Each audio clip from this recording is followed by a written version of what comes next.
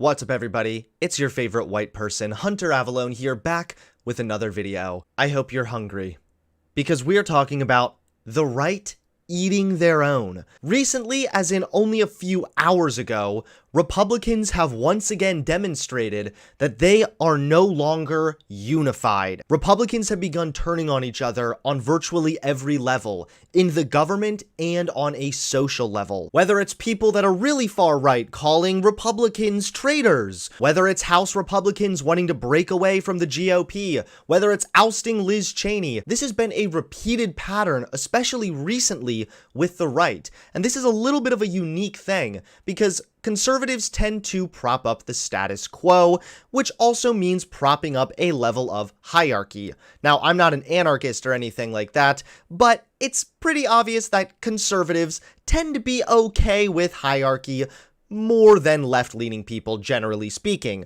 So, because of that, conservatives are pretty good with just getting in line and following the leader. They're very good at conformity. And for a while this was working because a ton of Republicans were basically just following Donald Trump like a cult. But now that Big Daddy Trump is gone and he's no longer cradling the little Republicans, they've begun rapidly dismantling each other. Now, when it comes to eating their own, why don't we start with this story? This broke only a few hours ago.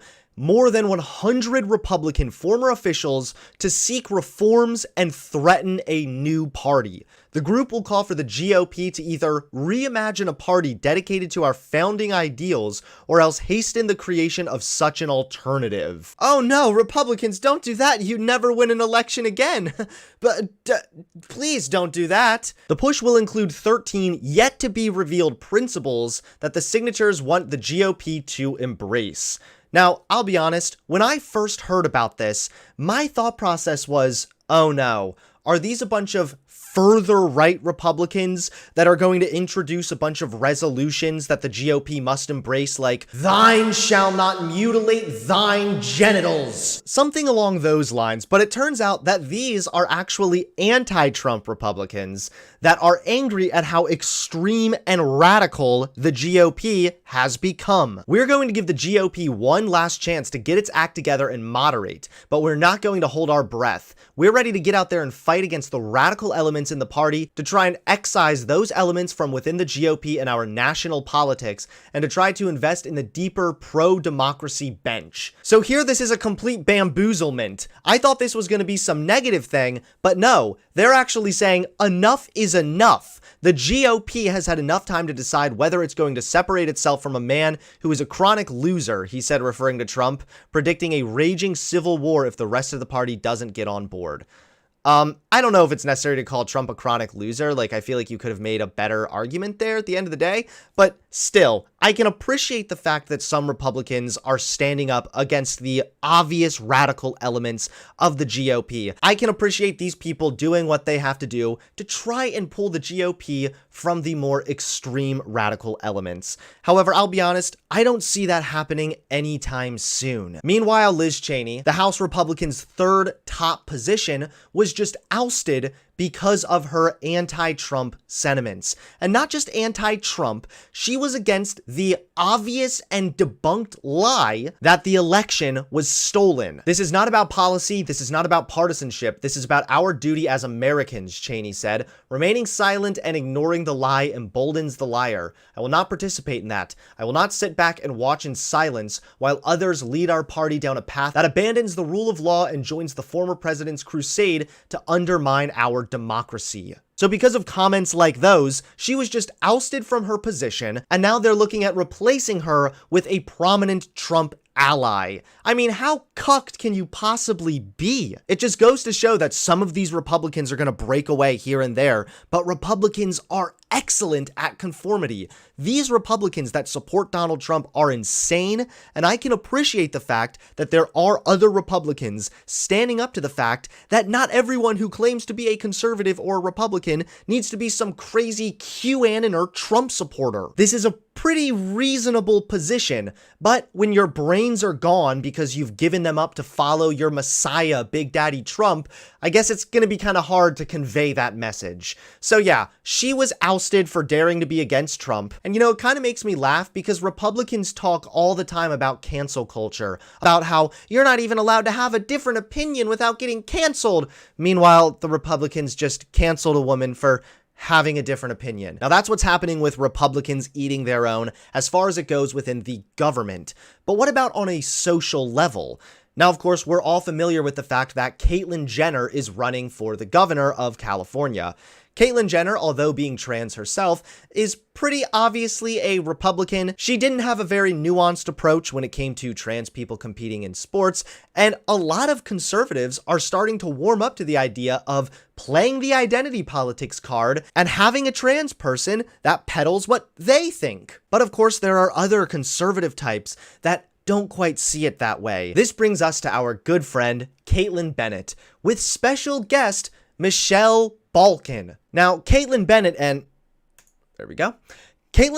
Michelle Malkin had a little bit of a different approach here. A lot of people that call themselves Republicans and conservatives that for some reason are now promoting a transgender governor over in California as a Republican, and they still call themselves America First. What does it really mean to be America First? Well, so before we get into whatever dipshittery Michelle is going to say, let's firstly recognize that there is nothing anti-America First about accepting trans people. That is, if you genuinely care about pushing forward American ideals like the Enlightenment, individual rights, the pursuit of happiness, people being individuals who are able to make decisions about their own life however they want to live. These are, of course, true American values, but something tells me that that's not exactly what they're talking about when they say America First. I don't know why. We put God first. Number one. We put God first? Okay. It's just a little ironic, of course, considering she's wearing a hat that says America First, but all right, sorry, that's a little off subject. The nuclear family first. And that also means putting this country, its citizens, its workers, its students, its people above all others in both. Nothing that you just said couldn't also apply to trans people. Trans people can be Americans. Trans people are American workers. And since when is trans people existing somehow an attack against the nuclear family? First of all, I agree that two parents married raising children is the best environment for children. Plus, repeated longitudinal studies have found that children raised by gay parents fare just as well, if not better, than their peers raised by straight parents. So I would say that the nuclear family is probably the best thing for a child, sure, meaning two parents who are married raising the child in a stable environment. That applies to gay people and straight people. But I don't even know how this follows. How does trans people existing attack the nuclear family? It kind of sounds like you're the one who's really fragile, and you're the one who's the snowflake, who somehow thinks that somebody else existing is like an attack against you. Supposed Trump leaders who are backing a transgender Hollywood celebrity whose entire family represents Hollywood excess. And all right, so let's pause. What do you mean Hollywood celebrity? Donald Trump was a celebrity, and Donald Trump was largely involved in Hollywood. You were a diehard Trump fan.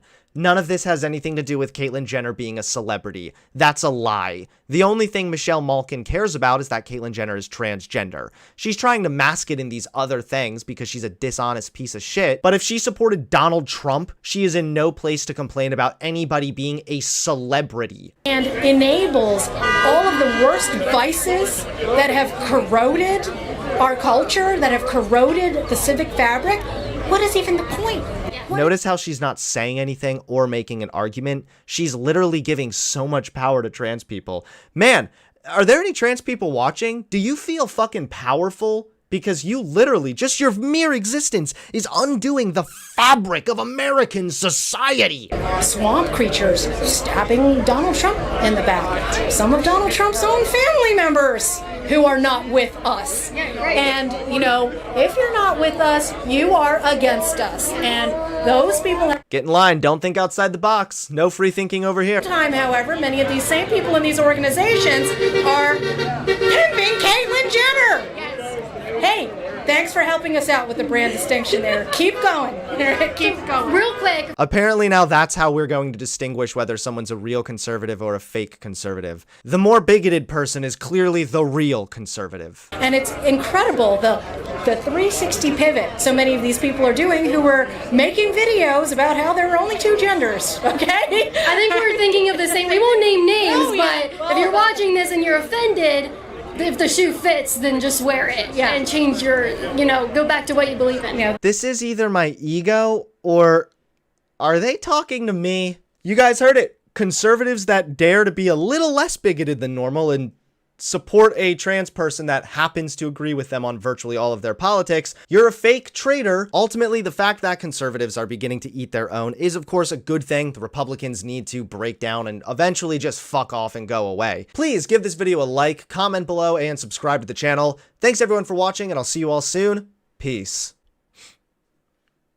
Does something smell like a sewer? This video was made possible by the generous support from my patrons. If you want to help support the channel, get cool benefits, and have your name featured on my channel, then become a patron by clicking the link down below. Thanks, guys.